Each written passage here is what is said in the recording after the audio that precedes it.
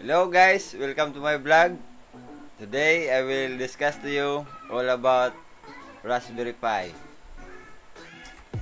So what is Raspberry Pi?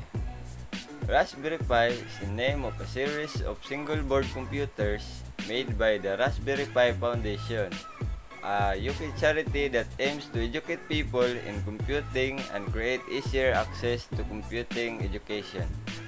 Raspberry Pi launched in 2012.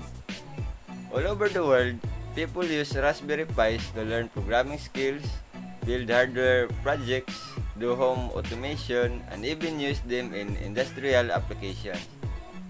The Raspberry Pi is a very cheap computer that runs Linux, but it also provides a set of GPIO, which means General Purpose Input-Output pins that allows you to control electronic components for physical computing and explore of the Internet of Things.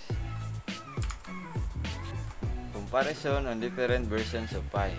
Raspberry Pi model is used for a low-cost project that needs a complete computer with new networking capabilities and decent input and output support. Raspberry Pi B model can be used for a project where price is no object and the most powerful Pi is needed. This model also contains easy-to-use input and output, so it is suitable for first Pi projects. Raspberry Pi Compute model is best for industrial applications where many input and output lines are needed.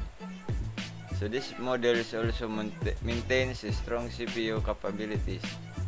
Raspberry Pi Zero model is best for an ultra low cost, tiny space constraints project that requires a fully functional computer and would benefit from wireless connectivity.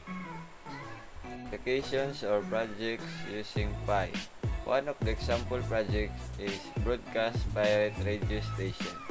Broadcast Pirate Radio Station is created to share the message you want and to communicate with a group of or community of people who don't have access to the internet, and Raspberry Pi is capable of broadcasting on the FM band.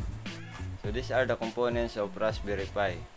The micro USB power for power supply, the DSI display port, the DSI stands for display serial interface, then the micro SD that acts as a hard drive, the GPIO pins for electronic circuits, for example, turning on or off an LED or motors or many other things. Then the CPU GPU memory for the Raspberry Pi, then the USB ports, the network or the internet port, then the audio and video, then the CSI camera port. CSI stands for camera serial interface, then the HDMI.